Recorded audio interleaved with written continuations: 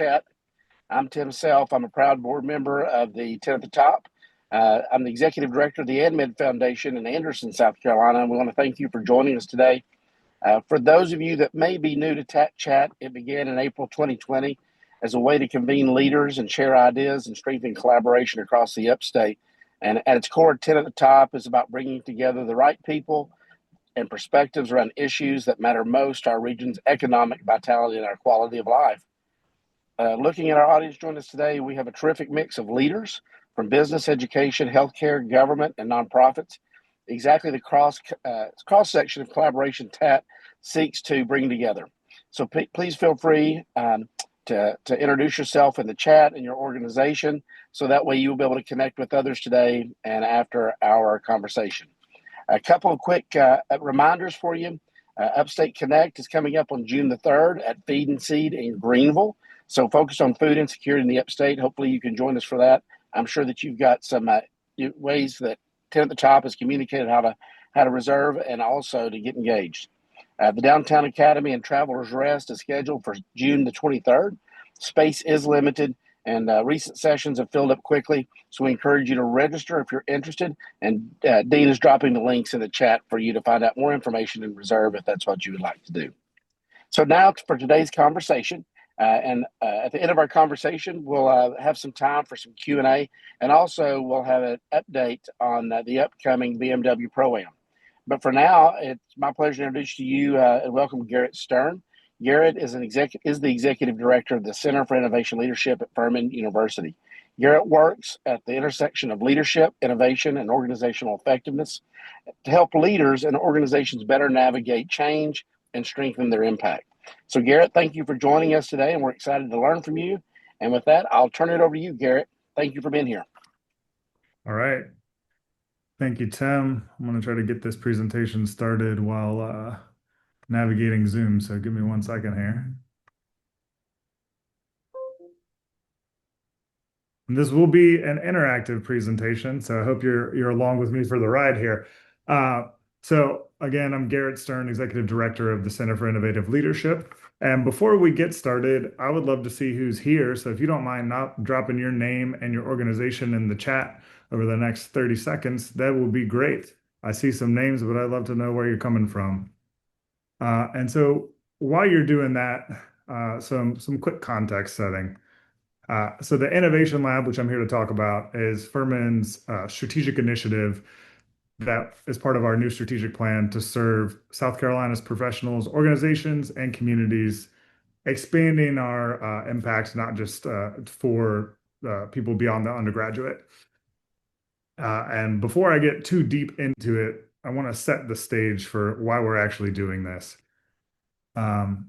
So we're going through a moment right now, both in the economy, politically, really societally. Our own economy is changing faster than most organizations can adapt. That's true for businesses. It's true for governments. It's true for nonprofits. It's true for universities in a lot of ways. And AI, advanced manufacturing, they're all coming online really fast. I mean, the amount of development in AI over the past couple of years has been pretty incredible. And we're also seeing these talent gaps continue to emerge and leadership transitions really start to take place. I don't know if you've heard of the Silver Tsunami, but we just did a session on that with Greenville Society of Human Resource Management here a couple of weeks ago. And that's really, we're about to see one of the biggest turnovers as boomers retire over the next 10 years. And we really don't have great succession plans in place to manage that.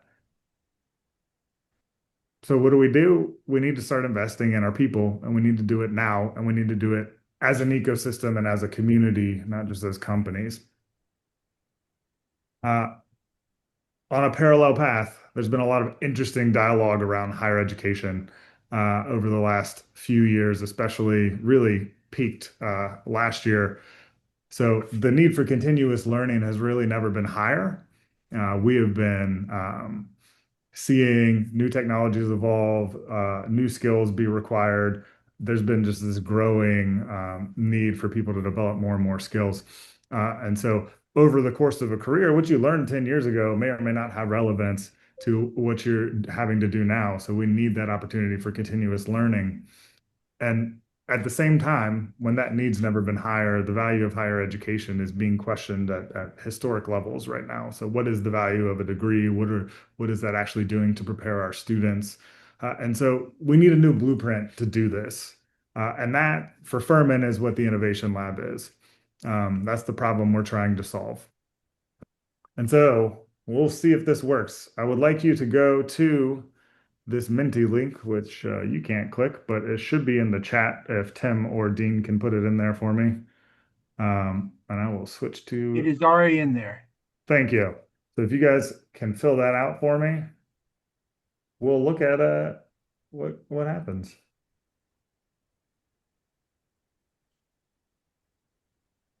We'll take maybe 30 seconds for people to actually respond.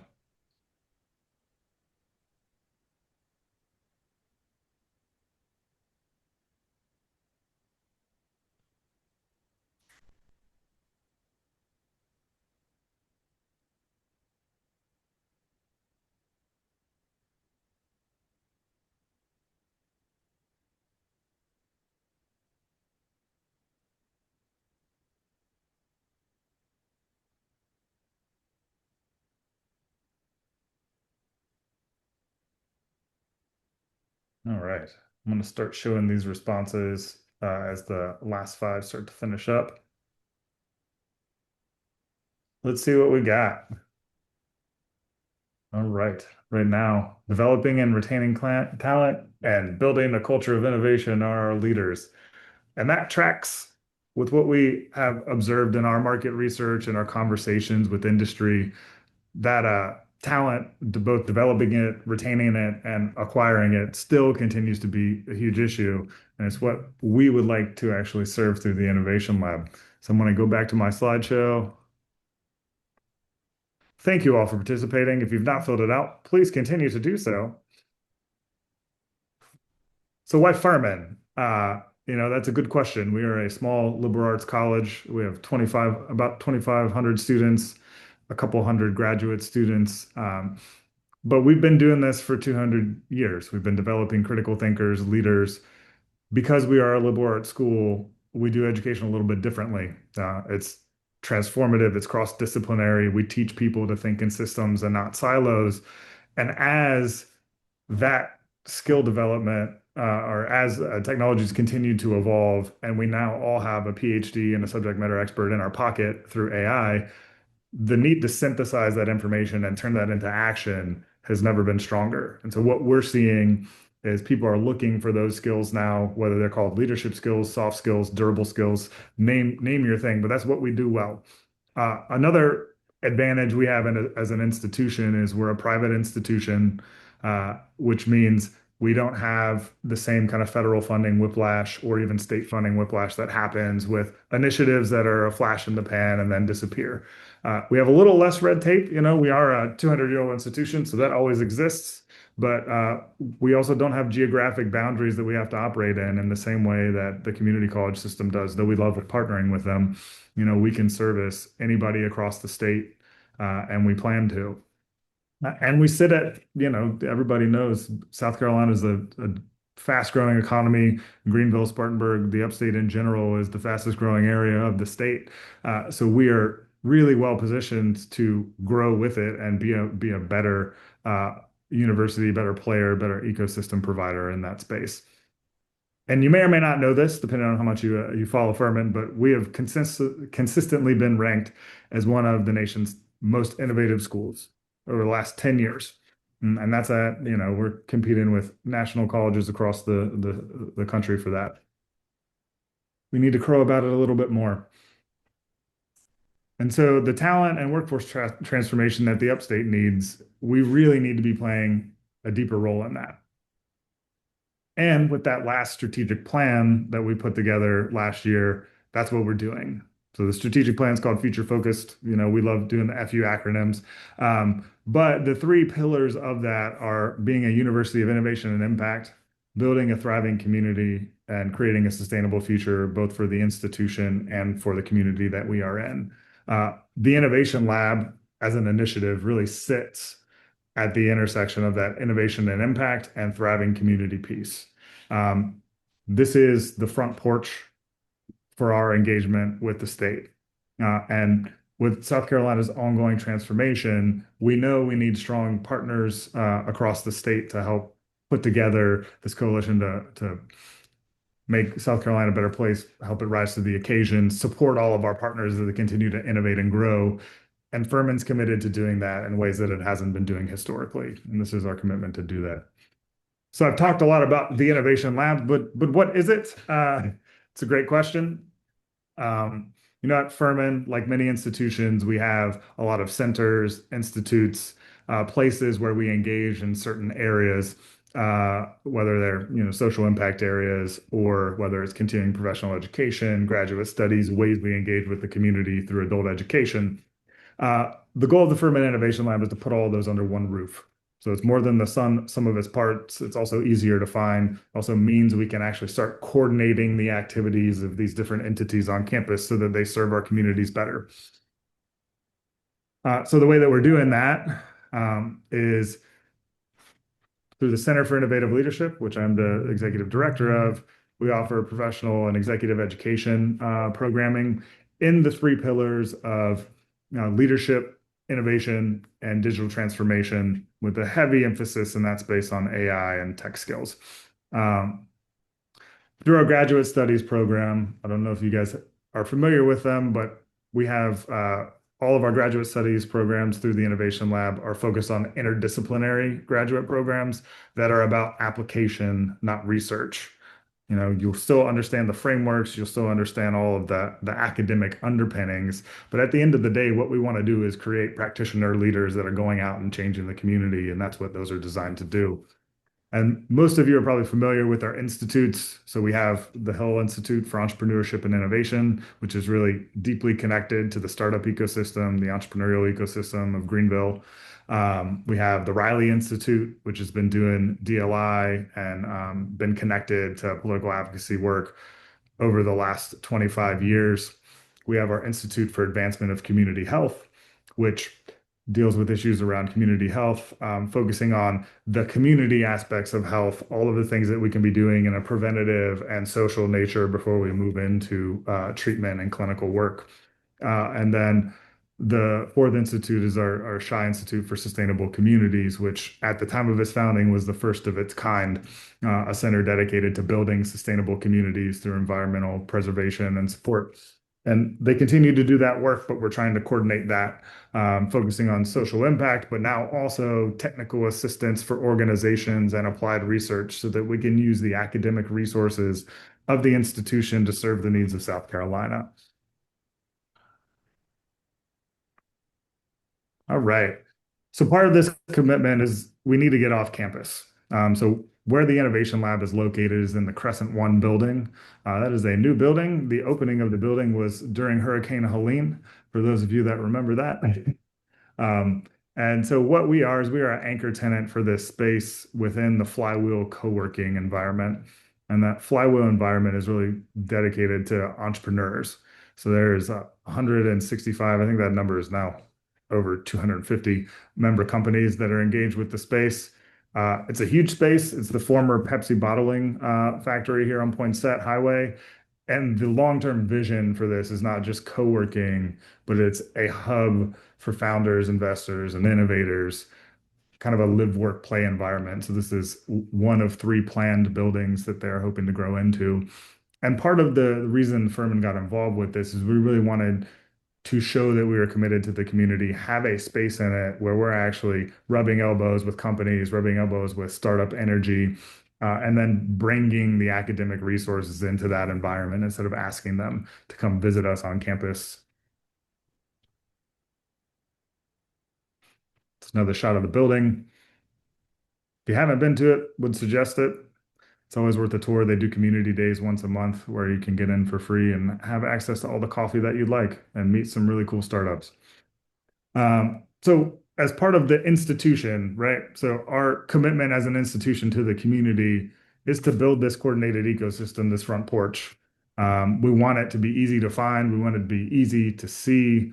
how and what we can engage with. And we want it to be easy for you to not have 60 points of contact with Furman, but to have one place where you can at least start and then begin your conversation.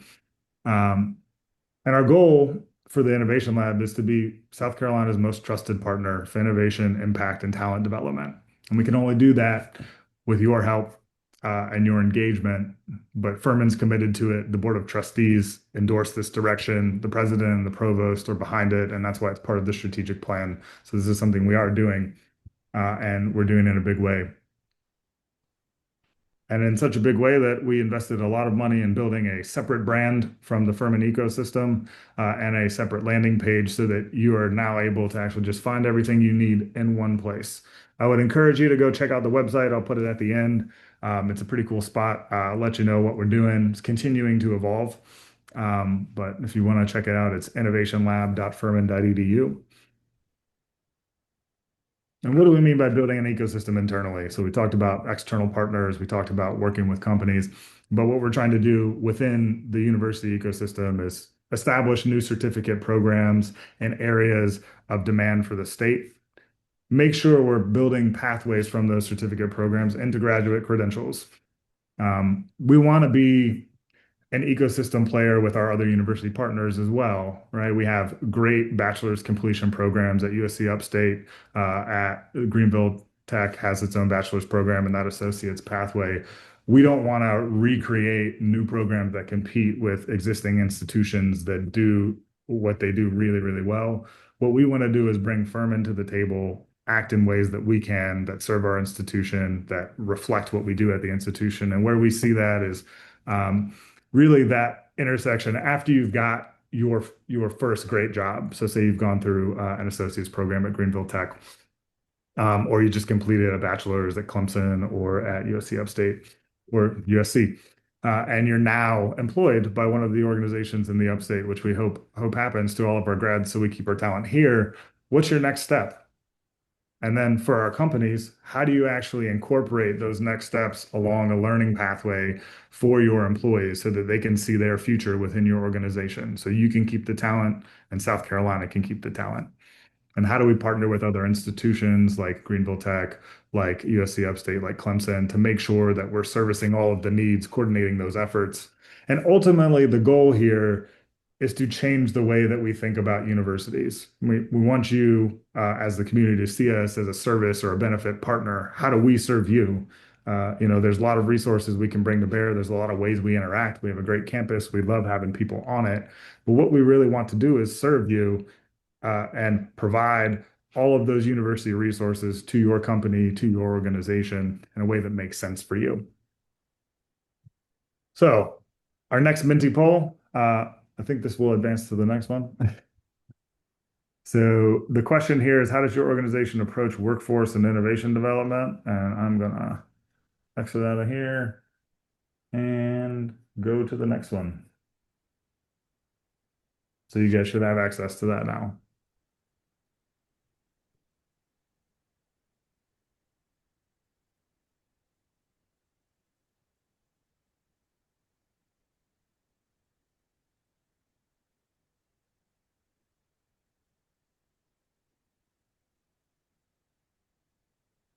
I have to just put a quick thank you to all of the first responders who really set this question up. Everybody who responded with leadership development and innovation really made this question feel like it was planned.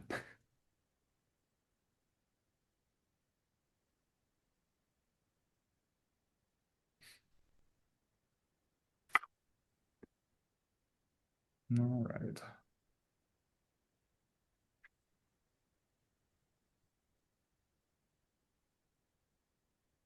Dean or Tim, do we have any questions in the chat as we're going along, or are they holding them to the end? Not so far. Okay, great.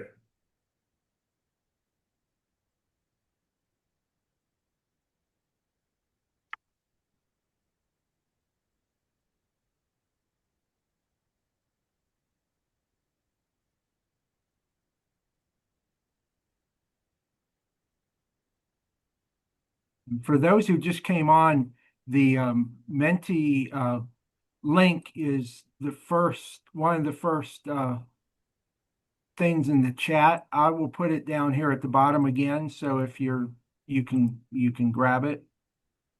Thank you, Dean. Appreciate it.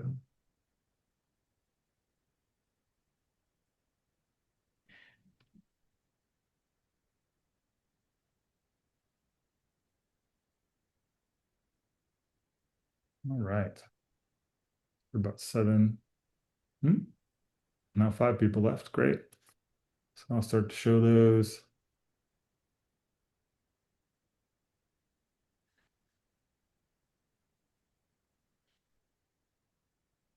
Great. That is helpful information. So we got a lot of people that are doing primarily internal programs and resources. I'd be curious to know if those fall in more line with like technical training or leadership development. Feel free to put that in the chat or hold it for the end as we converse. I'm curious about that. And then see several folks in here without a formal approach. So keep those coming. Would love to see what everybody is feeling here.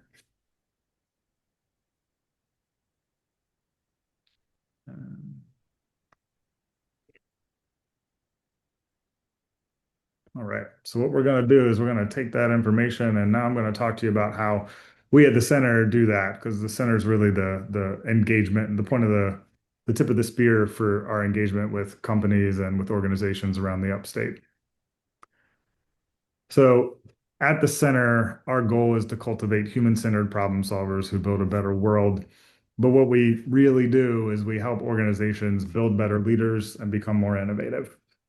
And we do that through those 3 pillars that I talked about. So leadership, innovation, and digital transformation. Uh, those are the pillars, those are the lenses that we take this approach with. The types of things that we do are we, of course, do courses, we provide services like facilitation, strategic retreats, that kind of thing. We've built some really fun custom programs that I'll share a little bit with you just to give you some examples of that work. And then we do a lot of community engagement events. So we have some free events we do every year, just trying to build a community around leadership, innovation, digital transformation, talent development. How do we start to cross-pollinate those audiences, those ideas? And as a university, we should be a convener, so we want to live into that role. Some examples. We have our open enrollment catalog of certificates, which is quite normal for schools. We do custom programs, like I said. Kind of our newest thing that we've been working on, based on what we heard, is our Move to Manager program, which is aimed at those either subject matter experts or people come in from either like a shift supervisor role into an actual leadership role. So coming off the line and into leading their shift. And that's built for companies that are a little bit larger. And then we have a Catalyst program. So the Catalyst membership is our way of trying to provide leadership development for smaller organizations. A lot of this comes out of our work with the entrepreneurial community. But what this is it's a very low priced organizational membership to access leadership development. So we will do 6 sessions a year. Everybody from your organization can come. They are virtual, online, and everybody who comes to all 6 earns our certificate, our foundational certificate for innovation and leadership. And so it's a way to just start developing that leadership culture and start to have shared language and start to engage everybody in your company. It's really living into that. How do we actually be a benefit or a service provider for companies and not just a thought partner? Then we do half-day workshops. And one of the things that we are really continuing to build out is these pathways to graduate programs. So how do you start to convert working with companies, those leadership development opportunities that we all want our employees to have into something like a graduate certificate or a master's degree that sticks with them throughout their career and provides value? And so we have some opportunities now where, especially like our Women's Leadership Initiative, we're doing that this year, where people who are enrolled in that actually are able to translate that to 3 graduate credits towards our Innovation and Leadership Master's program. And so we're trying to continue to innovate in ways that we can make pathways more open, make education more modular, and make it flexible to meet people's needs where they're at. Some other things that we do is we have what we call our innovation sprints. And so we have several certified design thinking facilitators on our team. And what we'll do is help either do a new product or a new strategic initiative, and walk you through all the design thinking steps, facilitate those conversations. And at the end of the session with us, you'll have a outcome that has a 30, 60, 90 attached to it. And then one of the things that I think exemplifies the way we like to do what we do is we have our executive leadership lab. And so, we don't want to come in and lecture when we work with a company. We're not here to provide what you can get on YouTube. We're here to give you a transformative learning experience that you're going to remember. And we do this in the executive leadership lab through one of our core programs for that is our BMW's Driving Strategic Performance. And that's where we work with the Performance Center at BMW to actually develop a day-long session that is a half day on the track, doing 3 obstacles at the Performance Center, driving fast, having fun. And then we translate that to strategic leadership in the afternoon. And we've worked with the BMW team to actually build obstacles that map directly onto the lessons we're trying to learn. So have fun, learn something, and also leave with a good plan on what you can execute next. That's really our goal. So 2 examples of kind of how we do what we do that I think are useful for understanding what we're trying to do here at the Innovation Lab and here at Furman. A couple of years ago, Michelin came to us, their innovation lab. Many of you probably know Brett Owen, but they run a program over there where they support innovators within their company. So people who have ideas that might be able to be turned into new business ventures within the Michelin innovation or ecosystem. And they give them the opportunity to step out of their old role and move into a role where they are a startup founder within their company, which is a really great program that Michelin does, not just in North America, but in their European headquarters in France as well. But what Brad Owen came to us with was, look, we have all of the support we need within the Michelin ecosystem, but what we want to do is these folks are not, naturally entrepreneurs. They're often coming from products. They're often coming from maybe tech. So their expertise allows them to actually develop a new product idea, but they're not necessarily equipped with the skills to actually grow, think through the business plans, think through all of the stages that you need. So customer discovery, sales strategy, all of those things that you need to build your business. How do you pivot? What is it like to move from an employee to an entrepreneur where you no longer have a manager that's overseeing you and you're kind of leading the initiative on your own? And that was a challenge that they had. And so they came to us, we worked together to build this. And part of our agreement to build with them was that once we build it and pilot it with your core people, we want to roll this out to the community so that other people, other companies can take advantage of that. And that became our certificate in corporate entrepreneurship. And another example of what we do, TNS Brass manufactures a lot of commercial faucet, commercial kitchen stuff up in Travelers Rest. And they came to us on their sales team. They had just acquired a new company in a different international company. So they were trying to merge those teams together, get some better synergy. And so we've done several sessions with them on, we did a coaching conversations, better conversations. How do you engage and develop those relationships and start to work through challenging problems? Because there's cultural differences and cultural lenses that they were struggling with. And then we also did a data analytics one that was really, right as AI was coming on, they were trying to figure out how to modernize all their sales operations. And we worked with them to build a 2-day experience that took the software that they were working on, intermingled their sales team and really talked to them about how to do this data analysis, how to actually turn that into actionable sales opportunities, and how to make their sales team's lives a little bit easier with building out dashboards. And so that went really great. Ken was really happy with it, but we enjoyed it because we got to pull people from several different international communities onto Furman's campus and do a fun retreat with them. Some other people that we work with, you might know a few of these. So just to give you an idea, we're not limited to companies. We want to work with everybody. We want to be a partner. We want to be a deep player in this ecosystem. And then we're getting some awards recently, which has been nice. But it's kind of the main ones are we just won a national award for innovative program development from UPSIA, which is a University Professional and Continuing Education Association. And so there's about 1,200 member institutions across the country that are part of that. And Furman was right up there with Harvard, which was really fun for us. Um, so we're continuing to make an impact. And then last fall, we actually keynoted the International PDMA Innovation Summit, talking about that program with Michelin, how we developed it, how do we actually build better relationships between university partners and businesses. Um, and coming soon, I can't do a full announcement of everything, but we're working on a content collaboration with South Carolina Public Radio that I look forward to sharing more of when it comes out. But keep an eye out for us at South Carolina Biz events. We're at the top 100 most influential women event in Columbia happening here in about a month. So come see us there. Come say, hey, we'd love to meet you.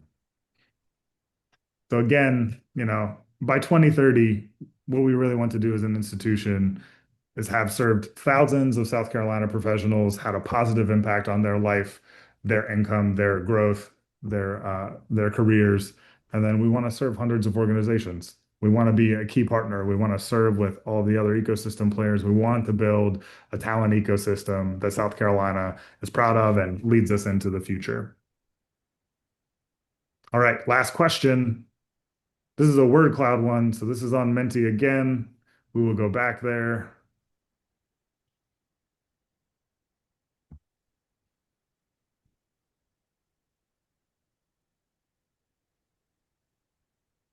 All right. Does everybody have access to Menti here? Is it coming up for you, Dean? Yes. Okay, great.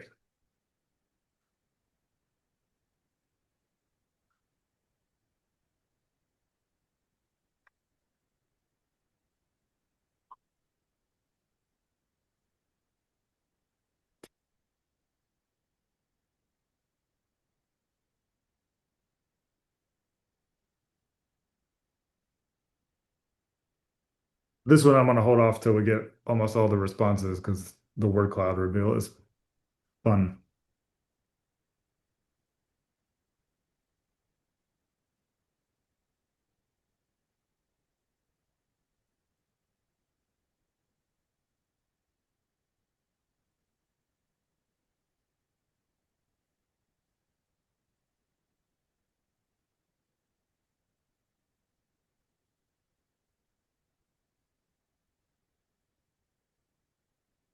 Garrett, while we're waiting for that, can Hmm. you share maybe a little bit about how you use some of the other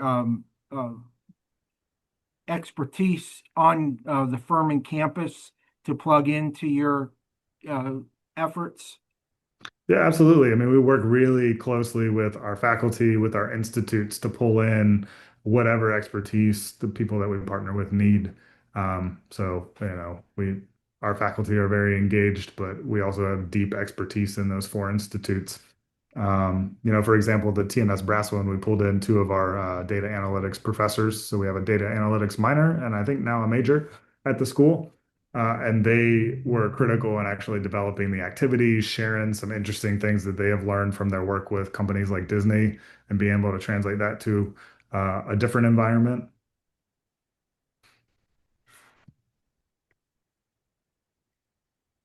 Great. Is that what you're looking for, Dean? Yeah. And I think the other thing to add here is we do work with all of our internal resources, but Furman has a really vast network outside of the people that are full-time employees. And so we pull on them a lot to do our programming, to do our events, to keynote some things to bring in speakers. Because what we have found, and it's critical to how we design all of our programming, is that the combination of practitioner and researcher really delivers the most impact. And we emphasize heavier on the practitioner because everything we do, we want to be applicable immediately. All right. Got 16 people. Let me get up to 18 and I'll put this out there. Need two more responses.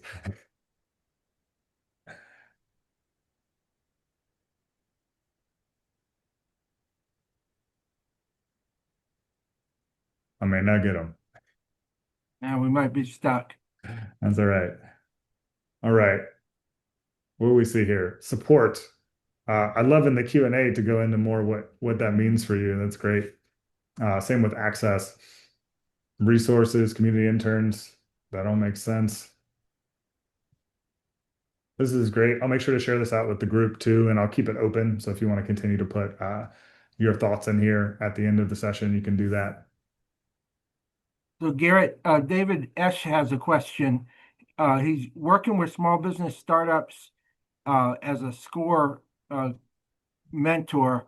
How can he advise clients to connect with the lab resources? Many SCORE clients are basic startups and do not have much cash flow to pay for services.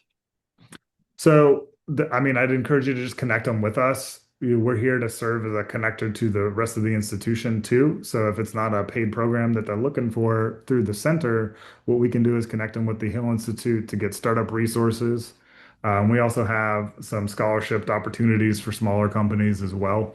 So we want to make everything accessible as we can. So just get them connected with us. We'll make sure to point them in the right direction.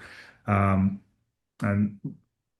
for those folks, depending on whether they're scaling or not, so if they actually have annual revenue, there is a scaling program that the Hill Institute has worked with Flywheel on called FutureX that would be worth checking out as well. Or you can just reach out to us and we'll connect you to it. Great. All right. So my ask of you is one, if we've shared something that resonates with the challenge you're facing or something you've observed, reach out. We'd love to chat with you. We'd love to learn more. We want to connect with everybody we can so that we are moving forward as informed as possible. We do have a newsletter that goes out once a month. If you're interested in what we do or any new programs, or we also have some research we put out on that blog or on that newsletter. This is a QR code to just sign up if you're interested in it. Reach out to me. This is my contact info, either email. This is my cell phone, so feel free to call me or text me. That's probably the easiest way to get a hold of me. And then, something that is really helpful for us. This is a new initiative for Furman. Just tell people it exists. That's my big ask of everybody that's here. Tell people it exists. Let them know what we're trying to do. We just want to be a part of the conversation with everybody so that we can serve as many people as we can. Thank you. So my last note is South Carolina deserves organizations full of leaders, innovators, and problem solvers, and we got a lot of them already.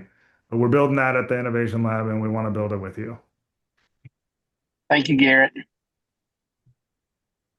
So, Dean, I think that we're going to turn over to you to give us an update or an intro for an update for BMW Pro-Am, right?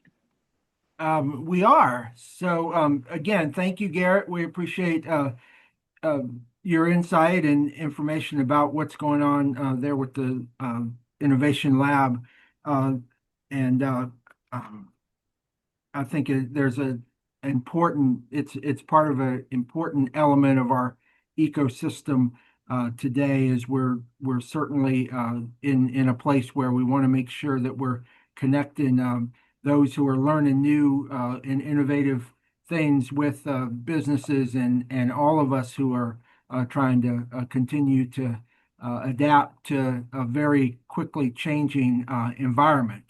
One thing that fortunately has not changed is that the BMW Charities and the BMW Pro-Am is coming up in June, and it has been for more than 2 decades a really pillar opportunity in the upstate for people to learn about the region, come in from all over the country, celebrities and great golfers and everybody, and then for folks here to enjoy an opportunity to be out and to see some of these folks as they're participating in the tournament. And it raises a lot of money for nonprofits in the upstate.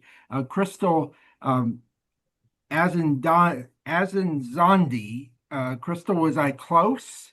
I hope. Yes, you were, Dean. I am Absolutely. close. Acid Zandy. Close enough. Tess and Zandy. Okay, Crystal is with the BMW Charities, and they've been a good friend and partner of 10 at the Top's 10 at the Top for years. And with the Pro-Am coming up in less than a month, I appreciate Crystal you giving us a little update on what's going on and how folks can connect and engage with the tournament this year.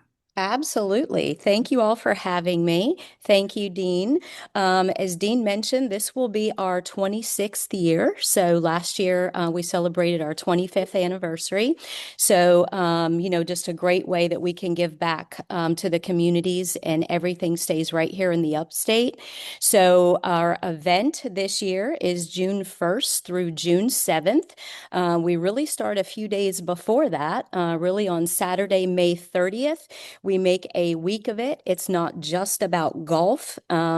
We do play golf at two different golf clubs, one being Thornblade in Greer, and this year we have moved to the Country Club of Spartanburg, up in Spartanburg. So we're super excited about that. We kick off the events on Saturday, May 30th, with a really cool dog and jog. So it's a 4K, four as in FORE. So just a neat way to bring out your dog, get involved here at Thornblade. You don't have to have a dog. You don't have to jog. You can walk. So just a really neat thing. And it does benefit one of our charities, the Greenville Animal Care, who we have partnered with. We are going to be in Greer the day after that on Sunday, the 31st, from 11 to 3. We have what we call the Party on Trade, and just a big street fair. So we would love for you to come out. I don't know if any of you have been out there last year, but again, just kind of spreading the love with Greer. We've got food trucks, face painting, all kinds of vendor booths. So we have two streets this year that's closed off. So really just a big street party. And then again, we start the golf event, which will actually be Thursday through Sunday, the 4th through the 7th at Thornblade. The 4th through the 5th at the Country Club of Spartanburg. We have got kids clinics. So if you've got kids, grandkids that would love to come out, it is all complimentary. We'll be serving them, food for the kids. We've got a clinic at Thornblade. We've got a clinic for all kids as well up at Spartanburg on that Monday evening. So just a lot of great activities. Still looking for volunteers. We do need approximately 800 volunteers to put this event on every year, and we divide those up between the two courses. So you don't need to know anything about golf. So if you're just looking for a fun time, bring a friend, bring a family member. We've got things that you can be inside the ropes, literally with the professionals and the celebrities out on the course, or inside if you don't like to be out in the sun and don't like to anything about golf. So there's really something for everyone. Some fantastic celebrities that we've announced this year. We have Bill Murray that's going to be here. So ticket sales have been a little crazy with him for all of those of you who are familiar with his movies, Ghostbusters and Caddyshack. But he will be out here, be playing in Spartanburg on Thursday, here at Thornblade on Friday. And then we also have Grant Horvat, who is just a huge celebrity in his own right to those kids that are really in the ages of probably 18 to 25, a huge YouTuber. He had a huge following last year, so he'll be joining us. So a lot of great celebrities. All the information, please feel free to reach out to me. It is out on our website at bmwcharitygolf.com.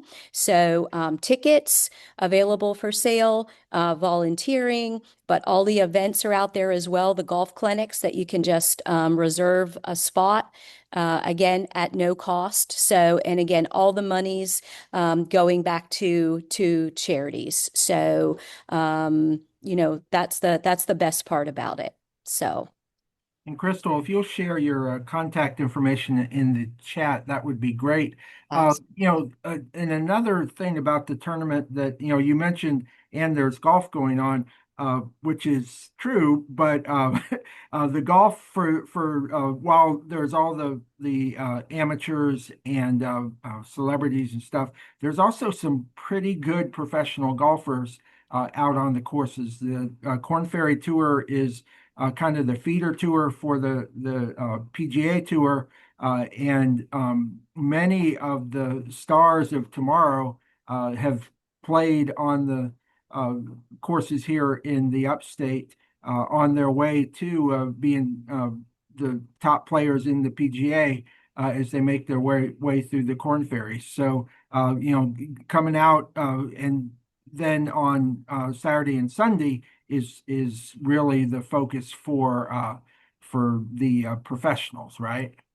Yes, that is correct. And thank you for saying that, Dean. We have so much going on. Can't believe that we forget those professionals. But yes, the Sunday is the final round. So that's when our professionals play for the purse. And then following that, weather permitting, usually around 6:30, 6:45, we have the award ceremony. We'll have all of our charities out there, recognizing them out on the green. So just a great week of festivities. Wonderful. Any questions from anyone? What if I know you've got charities or nonprofits who are selling tickets and things like that, but if a nonprofit wants to get engaged, if they aren't already, what's the best way for them to do that now? So please reach out to me and I will forward you our information. We have the program. It's called Birdies for Charity. It allows any 501c3 or school K through 12 right here in the upstate to participate at no cost. We supply you with all kinds of social media posts that you can just drop in your logo. All the ticket sales, we would add the organization out to our ticketing website. All of those costs come back to the charity. So when you are buying tickets, we ask you which charity you would like to receive those funds. And then there's this fun game that the folks donate to the organization, and they guess the number of birdies that there are that the professionals will have while they're playing Thursday through Sunday. And once they make that donation, they get to guess. There's this really cool prize that they can win. And the best part is we, as the charity, South Carolina Charities, which is who we are putting on the BMW Charity Pro-Am, we match 25% on all of those donations, and then we give that all back to those charities. So if you have an interest, again, it is out on our website, but please reach out and I'll walk you through that and provide you with the information. Great. I had a question. So Grant Horvat is a golfer and a YouTuber, is that right? That is correct. Yes. And he has got millions of followers. He was the big draw last year. He had a large folks following him around the golf course, taking pictures, that sort of thing. And then he, blogs all year on what that looks like and put some great things out there on his experience here for that week. Wonderful. Well, Crystal, thank you so much. And we can't wait. Hopefully the weather will be as nice as it is today. And we'll have an awesome tournament. And I hope folks will participate in that. We've got just a couple minutes, Tim. We're running at a good pace. Garrett is still with us. Garrett, final thoughts. Tim, you want to ask Garrett a question before we go? Sure, Garrett. As I was listening to you, I was thinking about some nonprofits, and particularly some of our smaller nonprofits. And many organizations are just looking at structure, board engagement. I would imagine your center can help them work through those almost as a consultant group that can help them think through what that might look like. Could you talk a little bit about that?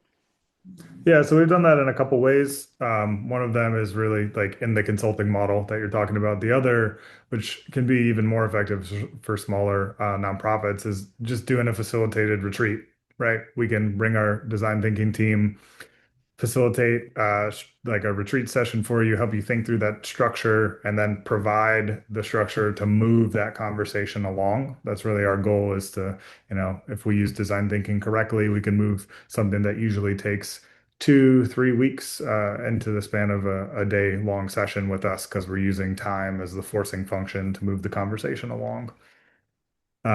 So happy to do that. Happy to talk about what works best for those organizations as well. We're quite flexible and adaptable.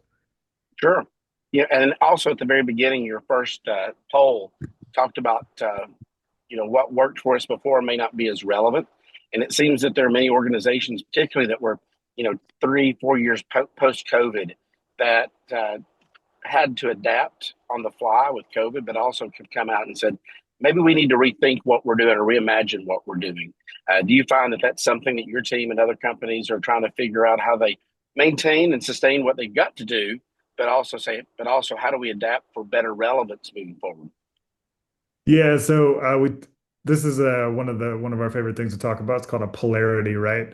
And one of the harder polarities within an organization is especially more mature businesses, doesn't matter your size, but if you have a mature business operation, you're typically running on efficiency as being your prime motivator for how you staff, how you do your work, so that you're able to either have higher impact or have higher return on your investment. And often that structure is really challenging to actually innovate within. So you have the two poles of innovation and efficiency. And how do you toggle between the two? How do you set up spaces where innovation is not only like promoted, but accepted? People are given permission to fail. There's a psychologically safe space for them to actually do experimental work. Because often it's a produce or die environment where if you have a project that fails, so it's a big challenge for the company, and most innovation projects are probably going to fail in their first attempt.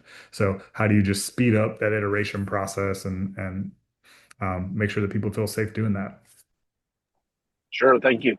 And also, Garrett, also when you and I did our pre-call, want to reinforce that your center isn't just focused on the upstate or Greenville centric. That you all are looking to grow to agencies throughout the state, but also the region. In fact, I think you said you all are leading a project in Texas in a few weeks, and We're under so conversation for that. Yeah. as Furman is working to develop a stronger reach and presence in the region, that I want to plant that seed in those that are here today. That it may not be just your organization. You may have a relationship with a board member, but also a colleague that's looking for something that maybe just worth connecting them with Garrett to see how they might be able to integrate. We had David ask for pricing on stuff. I saw that. So typically our pricing for nonprofits is going to be about 5,000 for a half day, 10,000 for a full day, but we can work within some constraints to to meet your need. We're here to serve. So hopefully that is helpful information to at least start a conversation, Dave. Great. Well, again, thank you, Garrett, and thank you, Crystal, also. Tim, we're going to give everybody a couple minutes back of their day. So do you want to wrap us up?